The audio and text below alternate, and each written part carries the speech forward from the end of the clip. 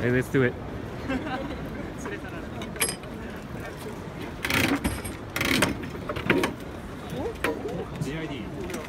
Ooh. Is this one? This one. Wow. Great. One of the greatest shows on earth is Wonderfest in Japan. Also one of the most mysterious. And hey, if you're new to the channel, make sure you subscribe and then click that bell icon so you'll be notified of whenever we upload. Let's start at the beginning. I've seen ads for Wonderfest in import magazines I used to read. I have an entire book of images of kits that I saw at Wonderfest and cut out because I didn't know the name of it. I didn't know how to ever get a hold of it. I never thought ever in my dreams I would be at Wonderfest. And we did it. We actually went there. It is surreal.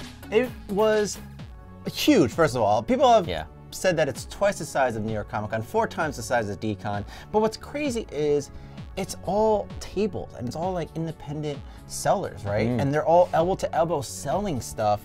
And some of these things that they're selling, yeah, they're resin kits, but some of them are sofubi, some of them are one-day licenses, some of them are gacha.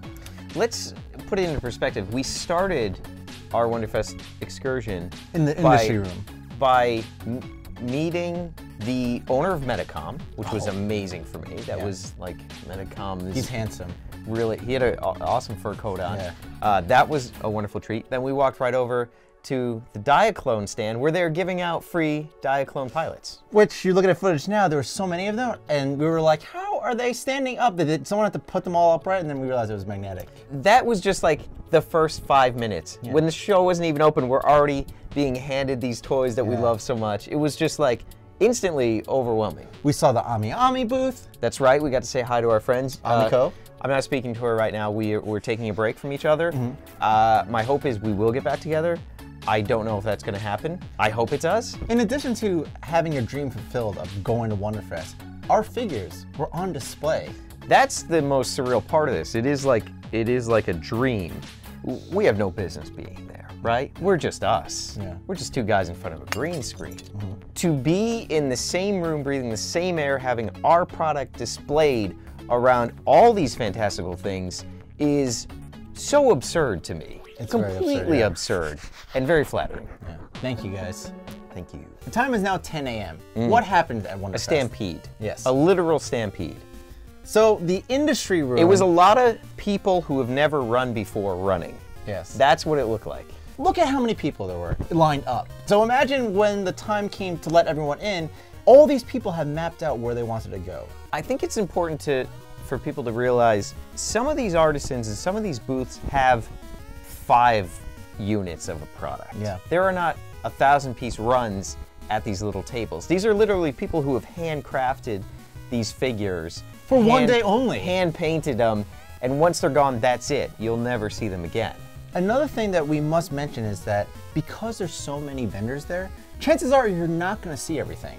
It was utterly impossible to see every booth. We sort of just had to split up, see as much as you can. Navigating was another near impossibility.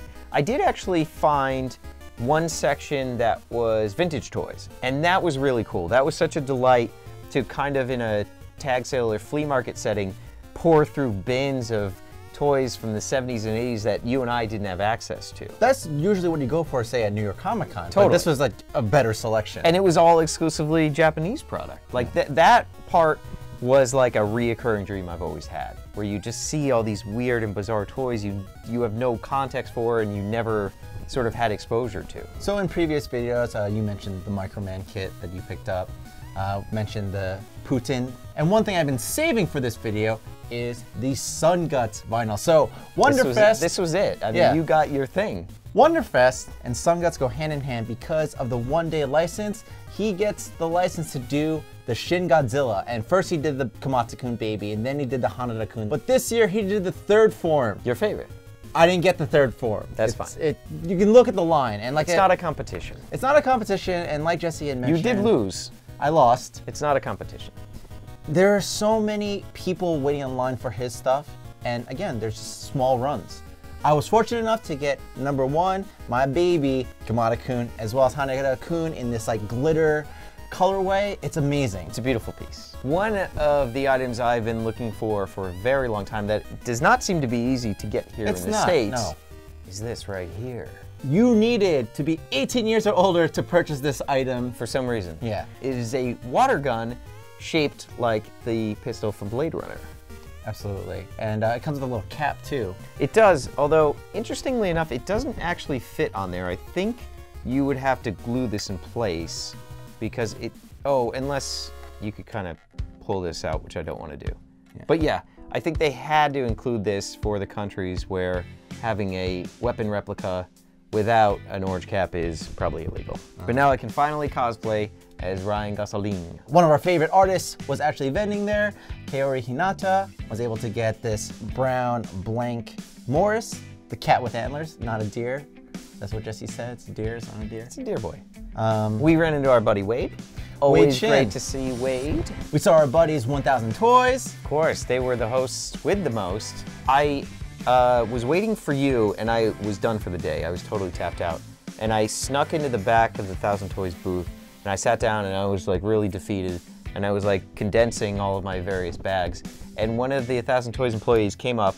She didn't speak any English, but she handed me a tea, a nice iced tea, and then just went back to her job. She vanished. She vanished in a puff of smoke. She just saw that I was like so over it and defeated, and she gave me an iced tea. You know, there's something special about that. It transcends the language barrier. It's like your favorite basketball player. Hey kid, throws you the jersey. There was tons of Gasha. You got yourself a bunch of the Zangief. I did get this assemble yourself Sofubi of Godzilla, and you were very keen to be like, do not try to put that together now. Do not cut the pieces, wait till you get home.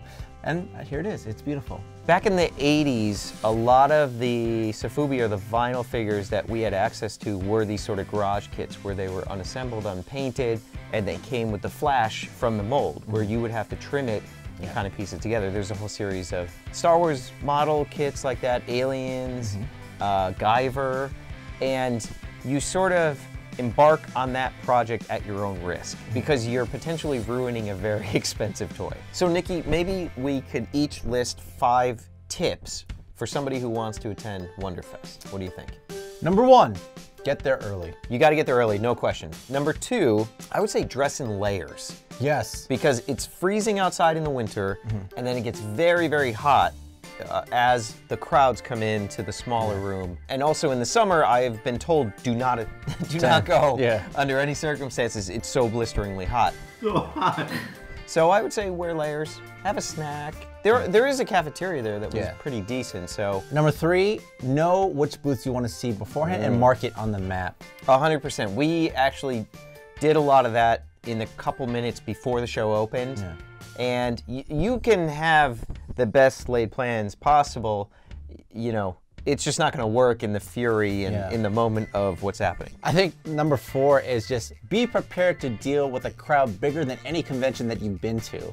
Again, it's one day only, and all these people that you're attending the convention with are also trying to buy product.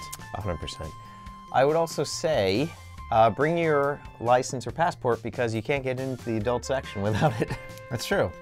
So if you want to go there and take pictures or take video with your VHS camera, we did witness that. You're going to need a license or a passport to get into the 18 or over section to buy a Blade Runner gun. While they are very rare, occasionally Wonderfest items do pop up on eBay from Japanese sellers. We put together a list that has some suggestions of sellers we like, and maybe 1 or 2 of them might have a couple of the rare leftover product from Wonderfest. Definitely use the search term WF 2018W. That's Wonderfest 2018, W for winter. Check out the links in the description below. We put together a couple suggestions of sellers we like from Japan that might be able to get their hands on the goods you want. bit.ly/TP Japan Stores. Don't miss out on the next Japan video or live stream by subscribing and then clicking that bell icon so you'll be notified of whenever we upload. So there you have it, folks. Only one more Japan Trip 2 video to come, and it's a doozy. It's video games. Oh boy, and if you like video games and if you like toy pizza, keep it here. Until next time, pizza out.